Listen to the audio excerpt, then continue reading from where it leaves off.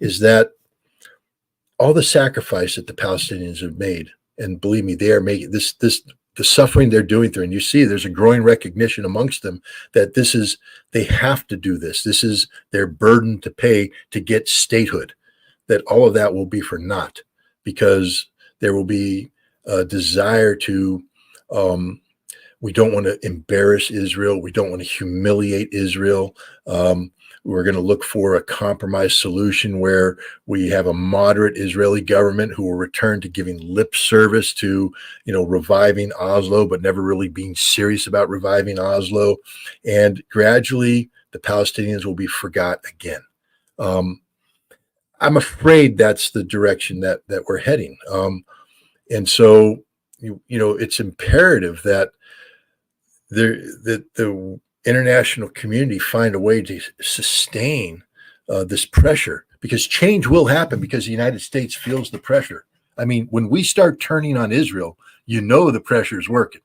All right. But the problem is, let's say we get Israel to change, the fighting stops in Gaza. Now the United Nations comes in with their, because the UN doesn't like the Palestinians either. I mean, nobody likes the Palestinians. They've been getting screwed by everybody forever. And so you start turning it over to these old institutions, and it's forgotten. The only one out there articulating right now for the Palestinians seriously is Iran. And here's where the hope is, because Iran has good relations with two nations who are the nemesis of the United States in the geopolitical arena, Russia and China. And Russia and China have historically kept sort of a hands-off approach to the Palestinian issue. But I think Russia and China, I think they do care about the Palestinians. There's a genuine concern. You see, Putin articulating things that no Western leader has ever articulated about what Israel is doing, criticizing Israel. And China's talking about getting engaged. And it's in China's interest to take advantage of what's going on to expand. Because what is Gaza going to need? Infrastructure development. Who's pretty good at that? China. So it's an opportunity for China. It also, if you keep pushing the necessity of a Palestinian state to resolve this Arab-Israeli conflict, you keep putting pressure on the United States too. What the United States wants to do is quickly get back to, even though Biden says that we won't be returning to October 6th, I guarantee you all the U.S. wants to do is get back to October 6th. That's all we want to do. We're not looking forward to any of this innovative political stuff in the Middle East. It scares us. Russia and China, on the other hand, are looking forward to something like that. So I'm not giving up hope for the Palestinians, but I am saying that all this stuff that we're seeing, all this pressure, these votes at the UN, that can disappear that quick. And you know it. You know it can, because we're not talking about, a deep foundation of love for the Palestinians out there in the world. We don't like seeing dead Palestinian kids. So people are rallying to the cause of Palestine. But when the kids stop dying, will that support for Palestine still be there? And that's the big question. Yeah, no, it's definitely a big question. And I share your sentiment about where the hope is, because yes, Iran is indeed a very serious actor when it comes to supporting Palestine. And I think you're exactly right. Both Russia and China, when it comes to this region, see the Palestine question as both one of course, standing for international law. That's what Russia and China like to do. They like to promote it because it's within their interests. Most stable, rational countries who are thinking about both their own development and what's good for the world in terms of their own development. It's stability. It's peace. It's not having this massive conflict, which could lead, that's genocidal in nature, that could lead to a very hot war between most countries in the region. That is an ultimate disaster for Russia and China. So, of course, this Palestine question is so important to not just stabilize, but also, Russia and China are the only countries outside of the region, for the most part, outside of some outliers that don't have the same kind of influence. But the biggest countries that do support a Palestinian state and legitimately do, not giving lip service like Blinken does when he says we're for Palestinian, we're for this two-state solution, and then green lights the absolute eradication of it that Israel is pursuing. Both Russia and China actually do support this. Yeah, and look, we are living in an age of geopolitical transformation. I mean, it sounds very academic. It sounds like geopolitics 201. Your junior level course in college for that international relations degree. But it's real and it's happening, and it's in many ways it's exciting, but in many ways it's scary, because we collectively, the world, have for so long grown accustomed to American hegemony. We can talk about how we're opposed to it, and everybody's like, we're against American imperialism, we're against hegemony, we're against the rules-based international order. Of course you are, except you're not, because you are for stability. And while there is a whole bunch of instability in the world out there, there's a whole bunch of stability that's brought about by this. And people are lulled into a false sense of complacency by the perception of stability.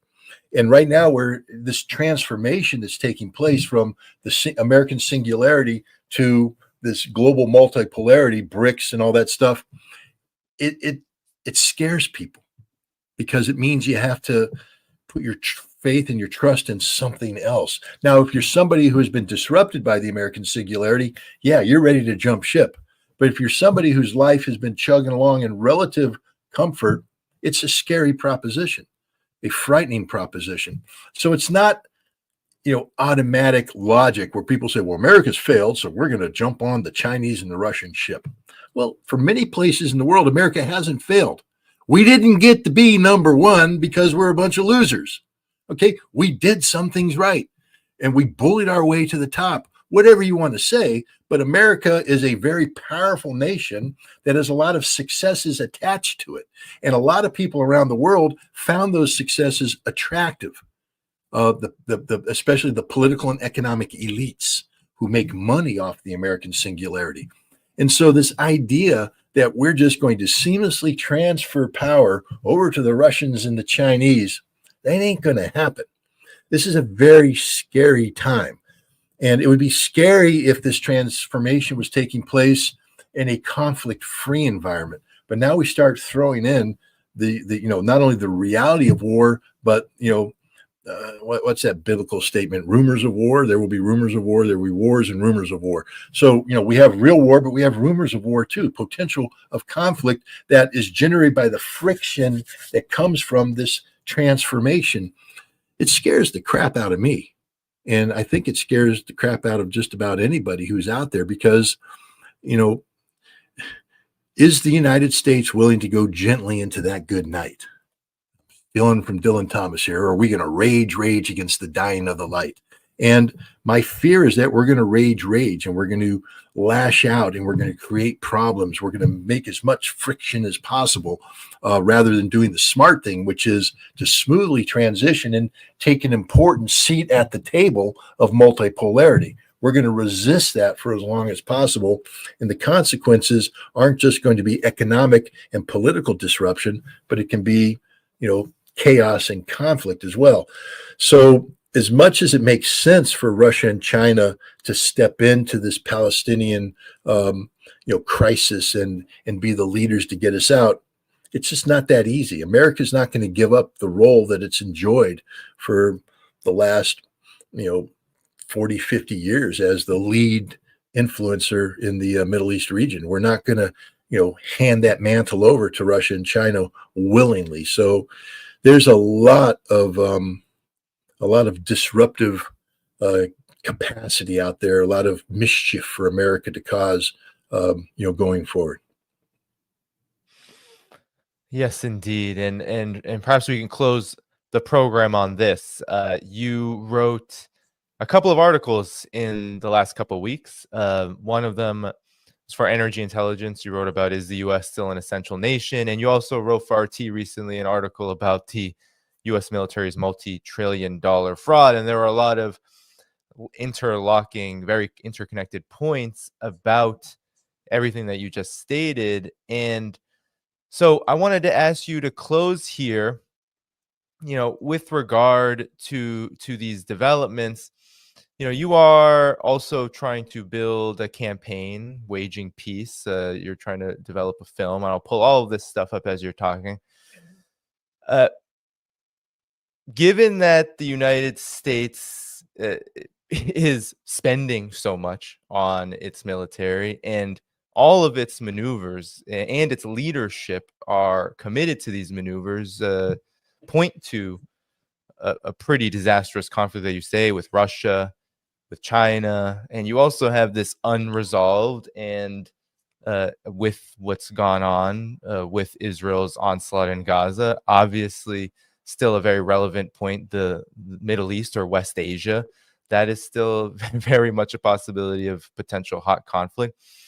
Given all of this, I mean, one, how do you feel like your film, Waging Peace, will contribute to, helping the United States become a more rational actor on the world stage? And two, uh, uh, where do you see this going? Do you see, because on the one hand we have the United States' belligerence is so clear for all of us, but on the other hand there are some pretty stark barriers. A lot of money being spent, not a lot of wars being won, and that could very well lead to massive changes in its own right. So I'll kick it to you while I pull up your materials.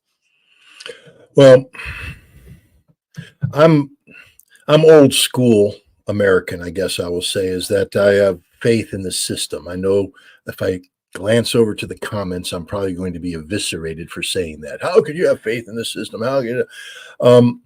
Look, if I don't have faith in the system, if I don't believe in the potential of this country, then what the hell do I believe in? I mean, America doesn't exist. It's not, it's not a viable entity.